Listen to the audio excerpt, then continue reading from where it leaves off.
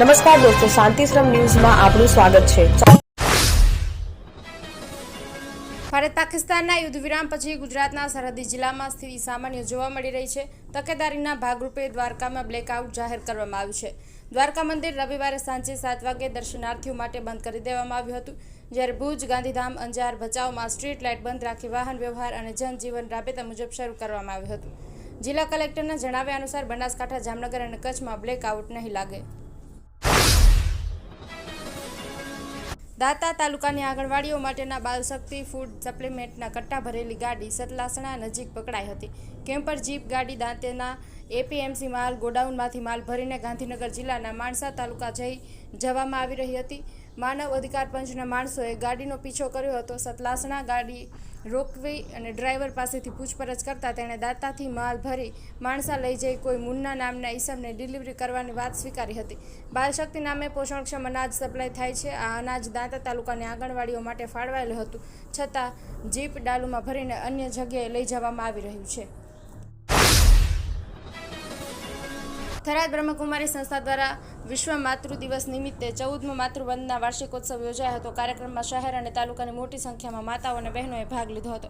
Mount આબુથી પધારેલા બ્રહ્મકુમારી સંગઠનના વરિષ્ઠ રાજ્યયોગ શિક્ષિકા ગીતા દીદીજી મુખ્ય અતિથિ તરીકે ઉપસ્થિત રહ્યા હતા।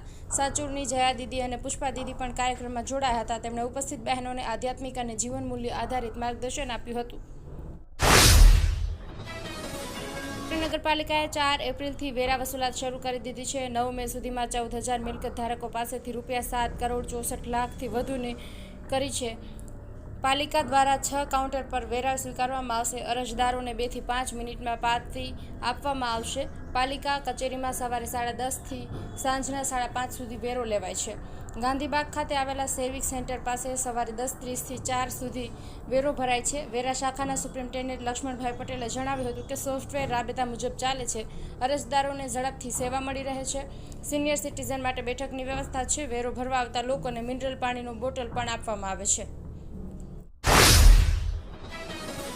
દિયોદર પંથકમાં શિક્ષણનું અનેરું ધામ એટલે Shri Tapasvi college of nursing તેમજ શ્રી તપસ્વી આર્ટ્સ કોલેજ, જ્યાં છે સંપૂર્ણ AC, CCTV, wifi, digitally updated campus, BSc nursing સહિતના અનેક કોર્સમાં આજે જ પ્રવેશ માટે સંપર્ક કરો। Tapasvi college of nursing, Deodar.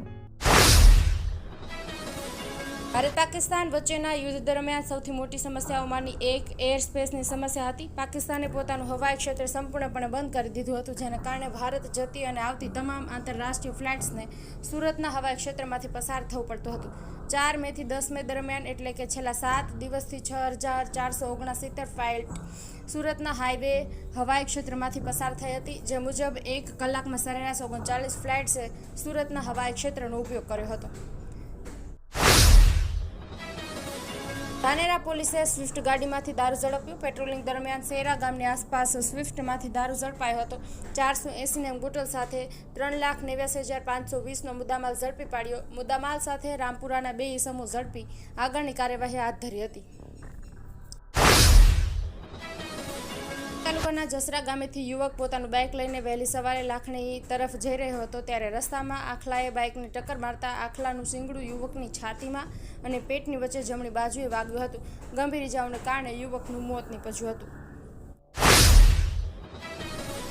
મહેસાણાના ભાલુસણાનો યુવક ઘેરથી રસોડાના ઓરડામાં રાણપુર જવાનું કહીને નીકળ્યો હતો, જે દાંતાના મોટસાડા નજીક નદીમાં પુલ પાસે રોંગ સાઈડમાં આવતા બાઇકને ટ્રેક્ટર મારતા યુવકનું મોત નીપજ્યું હતું। ટ્રક ચાલક ટ્રક મૂકીને નાસી ગયો હતો। મહેસાણા જિલ્લાના ભાલુસણના માલાજી મોહનજી ઠાકોર શનિવારે બાઇક નંબર GJ02DR 3183 લઈને ઘરેથી રસોડાના ઓરડામાં રાણપુર જવાનું કહીને નીકળ્યું હતું, જે દાંતા તાલુકાના મોટાસડા નદીના પુલ પર રોંગ સાઈડમાં આવી રહ્યો હતો, ત્યારે સામેથી આવતી ટ્રકના ચાલકે બ્રેક મારતા ટ્રકની પાછળ આવતી ટ્રક GJ08 AU 3670ના નંબર પર સાથે ટકરાઈને મૃત્યુ પામ્યો હતો। ઉત્તર ગુજરાતનો એકમાત્ર multi city mall happy mall જે આવેલ છે જિલ્લાના વેપારી મથકો દિયોદર, ભાભર, રાધનપુર, વરાહી અને થરાદમાં, જ્યાં મળશે આપને વ્યાજબી દરે જીવન જરૂરિયાતની તમામ વસ્તુઓ તેમજ કપડાં, ગિફ્ટ આર્ટિકલ, પ્લાસ્ટિકની તમામ સામગ્રી, ક્રોકરી અને બીજું ઘણું બધું વધારે. તો આજે જ આવો હેપી મોલ અને કરો ખરીદી તમારી મનગમતી વસ્તુઓની.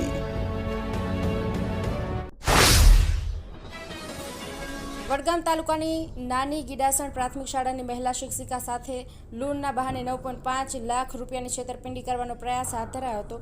શિક્ષિકાએ પાલનપુરની એક્સિસ બેંકની શાખામાં લોન માટે જરૂરી દસ્તાવેજો અને ચેક એજન્ટને આપ્યા હતા. એજન્ટે ચેકમાંથી એક ચેક વડગામની SBI શાખામાં જમા કર્યો હતો. ચેક રિટર્ન થયો ત્યારે SBIમાંથી શિક્ષકને ફોન આવ્યો હતો અને સમગ્ર મામલો બહાર આવ્યો હતો.